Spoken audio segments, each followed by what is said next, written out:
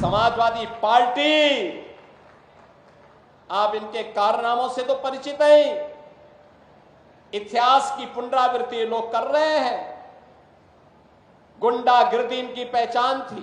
Samajwadi party प्रदेश के अंदर अराजकता पैदा करने की अपनी कुत्सित मंशा से आज भी वह कहीं भी जब भी उसको मौका मिलता है उस अवसर को वह जाया नहीं होने देती है। आपने भी इसके चरित्र को देखा है। अयोध्या के अंदर कैसे समाजवादी पार्टी का एक नेता वहां पर एक निषाद बेटी के इज्जत के साथ खिलवाड़ करता है और समाजवादी पार्टी के मुखिया बेशर्मी के साथ उस बेशरम के खिलाफ कार्रवाई करने की बजाय उसका समर्थन करते हुए दिखाई दे रहे थे। इतिहास के पन्नों को लड़ते हुए आप जाएंगे तो बहनों और भाइयों, काले कारनामों से इनका पूरा इतिहास भरा पड़ा है।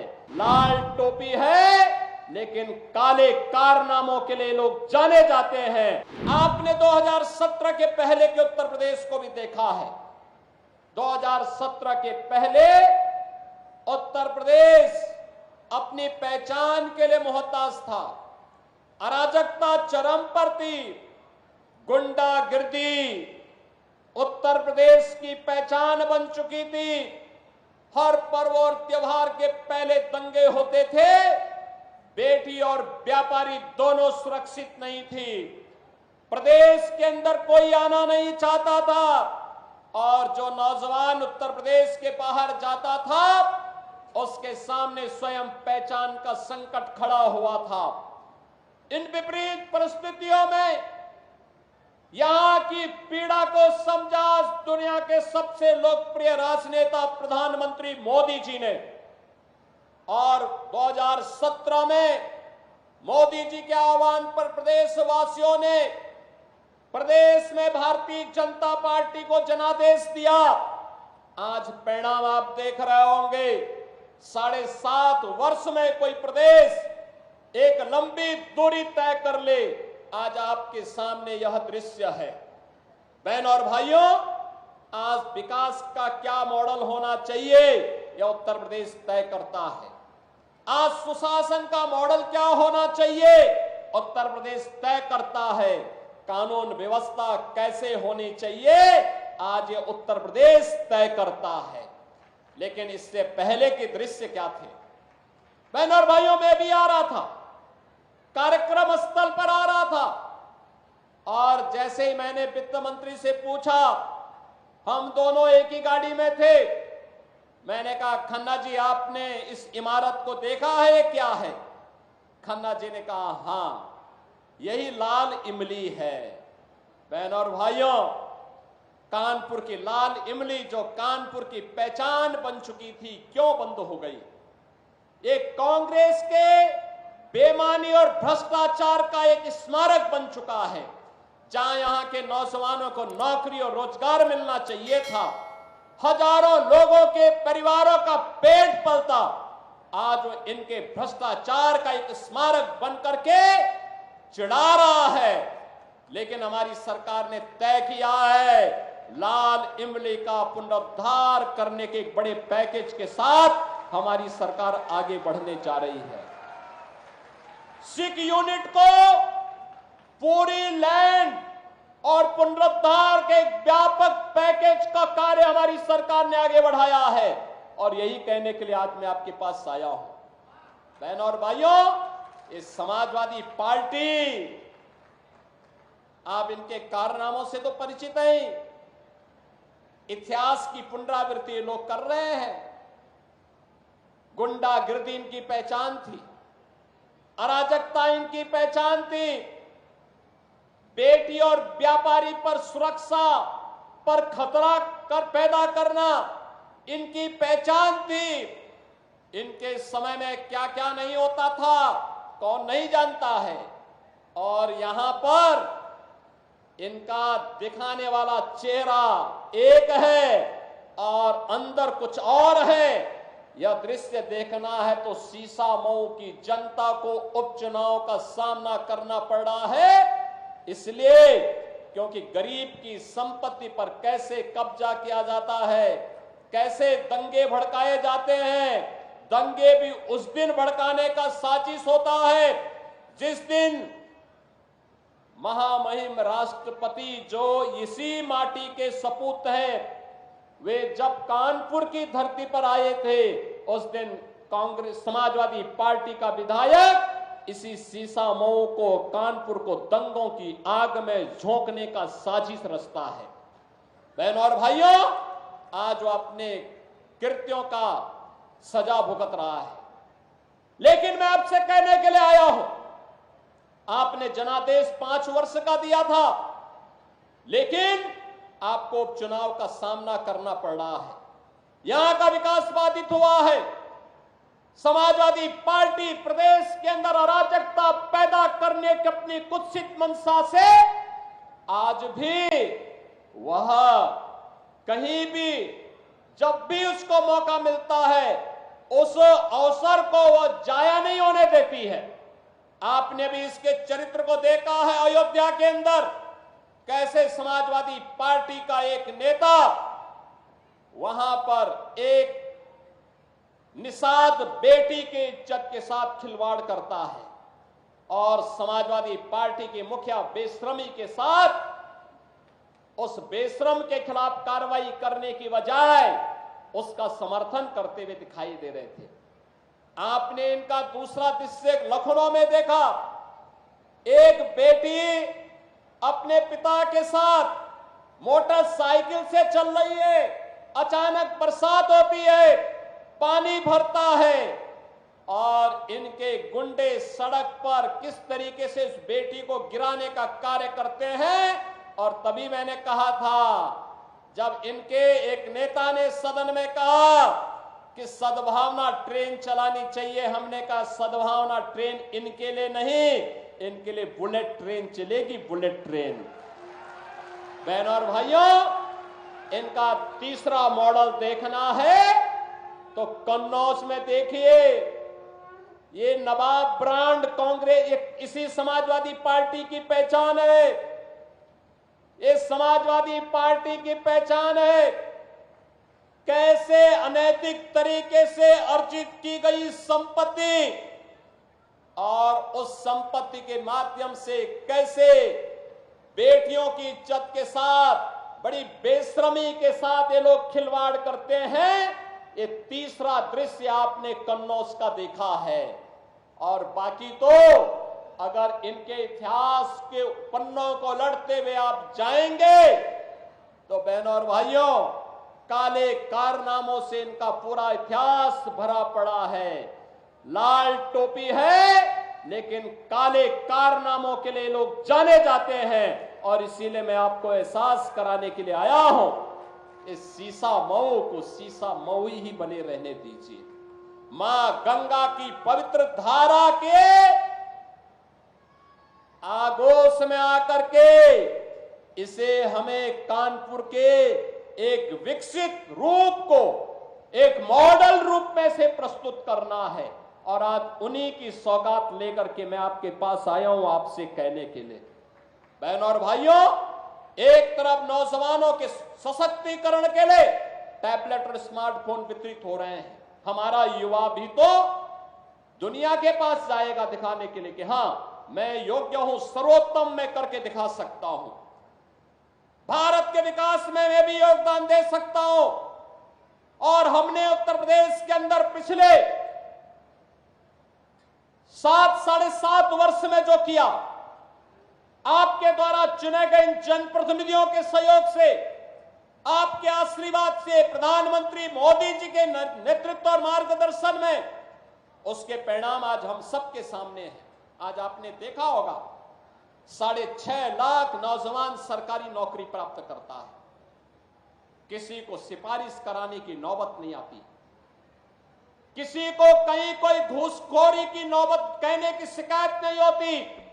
और अगर किसी ने दुस्साहस किया तो उसको हम वहीं से उठा करके सीधे जेल की शिकंजों के अंदर डालते हैं और कहते हैं जो युवाओं के भविष्य के साथ खिलवाड़ करेगा उसकी जगह जेल होगी।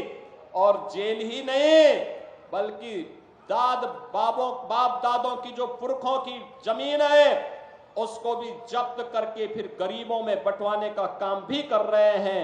ऐसे लोगों के खिलाफ सख्त कार्रवाई हो रही है। बहनों और भाइयों, इन नौजवानों के हाथ को काम चाहिए, लेकिन कोई उद्यम यहां नहीं लगाना चाहता था। आज आप देख रहे होंगे, आपके इसी कानपुर की माटी के लाल आज उत्तर प्रदेश विधानसभा के अध्यक्ष हैं और सतीश महाना जी आज अध्यक्ष हैं, लेकिन 17 से 22 तक उत्तर प्रदेश के औद्योगिक विकास विभाग के मंत्री थे। एक शानदार पारी उन्होंने खेली। कानपुर को डिफेंस मैन्युफैक्चरिंग का प्रधानमंत्री मोदी जी के विजन के अनुसार उन्होंने एक नोड के रूप में विकसित करने के कार्यक्रम को आगे बढ़ाने में योगदान दिया। मुझे याद है जब महाना जी से मैंने पहली बार 2017 में नवंबर में कहा कि महाना जी अब यहां औद्योगिक निवेश होना चाहिए, इन लोगों ने कहा कि हम भी चाहते हैं लेकिन बड़ा परिश्रम करना पड़ेगा। और बहनों और भाइयों, उस समय टारगेट था 20,000 करोड़ का, लेकिन आज मैं कह सकता हूं कि हमारे इसी उत्तर प्रदेश में कानून व्यवस्था की सुदृढ़ स्थिति, सुशासन और इंफ्रास्ट्रक्चर के लिए जो कार्य हुआ, आज यही उत्तर प्रदेश जब 6 वर्ष के बाद 7 वर्ष के बाद अपना ग्लोबल इन्वेस्टर समिट करता है, तो बहनों और भाइयों 40 लाख करोड़ रुपए के निवेश के प्रस्ताव उत्तर प्रदेश को प्राप्त होते हैं।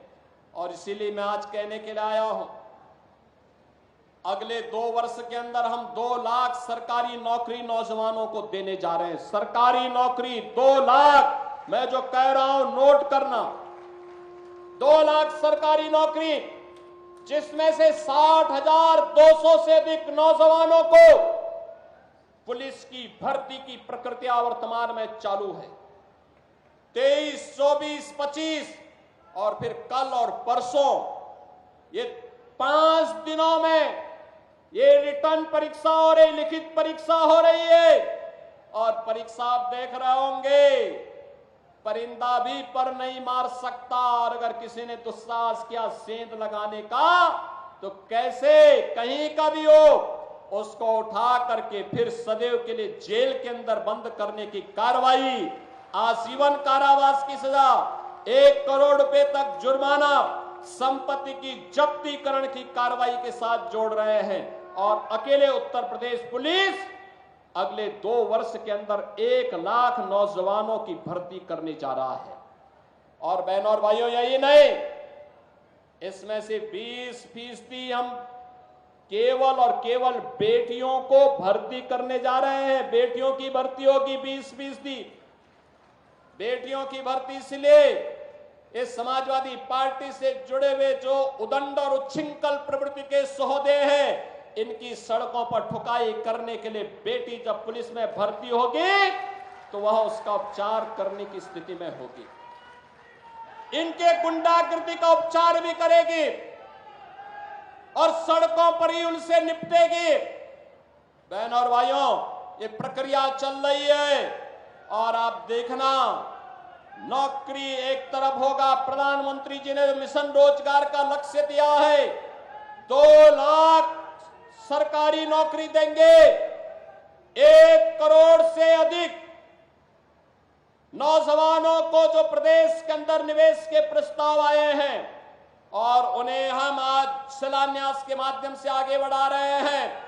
1 करोड़ नौजवानों के लिए यहां पर हम नौकरी देने जा रहे हैं और 50 लाख नौजवानों को प्रधानमंत्री मुद्रा योजना, प्रधानमंत्री स्वरोजगार योजना, मुख्यमंत्री युवा स्वरोजगार योजना, 1 डिस्ट्रिक्ट 1 प्रोडक्ट की योजना, पीएम विश्वकर्मा योजना, पीएम स्वनिधि योजना और उत्तर प्रदेश में मुख्यमंत्री विश्वकर्मा श्रम सम्मान योजना के माध्यम से स्वतः रोजगार की योजना के साथ जोड़ने के बड़े कार्यक्रम के साथ आगे बढ़ रहे हैं।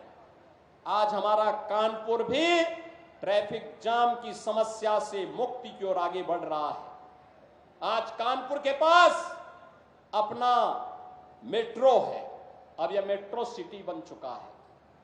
बहन और भाइयों, इस सीसा मऊ में ही कितना बड़ा सीवर का नाला मां गंगा में उड़ेला जाता था। आज सीसा मऊ हो या जाज मऊ, आज मां गंगा की अविरलता और निर्मलता का आधार एक कानपुर बन रहा है। जो कानपुर कभी माना जाता था कि गंगा की गंदगी के लिए कानपुर को दोषी ठहराया जाता था, आज वह कानपुर एक मॉडल तैयार कर रहा है। और इसीलिए मैं आज आपसे कहने के लिए आया हूं कि बहनों और भाइयों, विकास भी होगा, सुरक्षा भी होगी। भारतीय जनता पार्टी सुरक्षा, विकास और सुशासन का मॉडल है। प्रधानमंत्री मोदी जी ने मॉडल हमें दिया, उनके मार्गदर्शन और नेतृत्व में इस मॉडल को लेकर के भारतीय जनता पार्टी आगे बढ़ रही है। एक तरफ यह कार्य पूरी प्रतिबद्धता के साथ हो रहा है, तो दूसरी तरफ हम लोगों ने प्रदेश के अंदर नए उद्यम लगा करके रोजगार सृजन की कार्रवाई को आगे बढ़ाया है। लखनऊ कानपुर के बीच में ग्रीनफील्ड एक्सप्रेसवे का बनना, यह इस विकास की रफ्तार को और तेज करने जा रहा है। गंगा एक्सप्रेसवे जो मेरठ को कानपुर और लखनऊ के बीच से होते हुए प्रयागराज तक जोड़ने जा रहा है, यह भी यहां के विकास का आधार बनने जा रहा है। डिफेंस मैन्युफैक्चरिंग कॉरिडोर यहां का आधार बनने जा रहा है। और इसीलिए मैं आप सबसे अपील करने के लिए आ रहा हूं, एक तरफ विकास, सुशासन और सुरक्षा का मॉडल भारतीय जनता पार्टी का, और दूसरी तरफ अराजकता, गुंडागर्दी, दंगा जिनकी पहचान है वह कांग्रेस और समाजवादी पार्टी है। और इसीलिए मेरी आप सबसे अपील होगी कि गुंडागर्दी और अराजकता को बेटी की सुरक्षा के साथ और व्यापारी के सम्मान के साथ खिलवाड़ करने वाले ऐसे गुंडों को सार्वजनिक जीवन में आने का कोई भी अधिकार नहीं होना चाहिए। उन्हें हर हाल में रोकना ही होगा। और इसी के अपील करने के लिए मैं आज आपके पास आया हूं। मैं आज के इस अवसर पर एक बार फिर से कानपुर वासियों का हृदय से धन्यवाद ज्ञापित करता हूं, जिन्होंने लोकसभा चुनाव में श्री रमेश अवस्थी को कानपुर से और श्री देवेंद्र सिंह बोले जी को कानपुर देहात से, अकबरपुर से आपने सांसद बना करके देश की सर्वोच्च पंचायत में भेजा है। और उसी के लिए कृतज्ञता ज्ञापित करने के लिए मैं आपके पास आया हूं। बहनों और भाइयों, मैं आपको आश्वस्त करने के लिए आया हूं, ये सीसा मऊ, ये समाजवादी पार्टी के पाप का घड़ा यहां फूट चुका था और उसकी सजा भुगत रहा था। उससे मुक्ति करने के लिए आज ये मंच आपके पास आया, आपसे कहने के लिए विकास की जितनी भी योजनाएं यहां के संगठन ने खन्ना जी के नेतृत्व में जो मेरे पास दी हैं, उन सभी योजनाओं को हमने स्वीकृति दी है। आज उसका शिलान्यास भी हो रहा है। ये जितने शिलापट लगे हुए हैं, यहां के नगर विकास से जुड़े हुए, विद्युत विभाग से जुड़े हुए, विकास प्राधिकरण से जुड़े हुए, त्वरित योजना से जुड़े हुए, पीडब्ल्यूडी से जुड़े हुए, अन्य संबंधित विभागों से जुड़े हुए, सिंचाई विभाग से जुड़े हुए प्रोजेक्ट हैं। लेकिन साथ साथ कानपुर की भी विकास परियोजनाओं के शिलापट लगे हुए हैं। और मैं आपको आश्वस्त करने के लिए आया हूं, हमने इसलिए सरकार का सबसे वरिष्ठ मंत्री को यहां भेजा है। वह सीसा मऊ और कानपुर की समस्या का समाधान भी करेगा और उसके उपचार का रास्ता भी निकालेगा। मैं एक बार फिर से आह्वान करूंगा, लाल इमरी या भ्रष्टाचार का स्मारक न बने, बल्कि यहां के विकास का आधार बने, युवाओं के रोजगार का आधार बने। इसके लिए आपका आह्वान करने के लिए मैं आया हूं कि आपको प्रधानमंत्री मोदी जी के विकसित भारत के सपने को साकार करने के लिए आज जो विभाजनकारी राजनीति है, इसको दरकिनार करते हुए हमें राष्ट्रवाद के आधार पर देश के विकास के लिए, विकसित भारत के सपने को साकार करने के लिए आगे आना होगा। और इसके लिए आह्वान मैं कानपुर वासियों से करूंगा, सीसामऊ के सभी मतदाताओं से करूंगा कि भारतीय जनता पार्टी ने प्रधानमंत्री मोदी जी के नेतृत्व में पिछले 10 वर्ष में किसी की जाति, मत और मजहब नहीं पूछा। विकास की योजनाओं का लाभ सबको दिया। पर्व और त्योहार शांतिपूर्ण तरीके से मनाए जा रहे हैं। सुरक्षा सबको, सम्मान सबको, लेकिन गुंडागिर्दी और अराजकता फैलाने की छूट किसी को नहीं।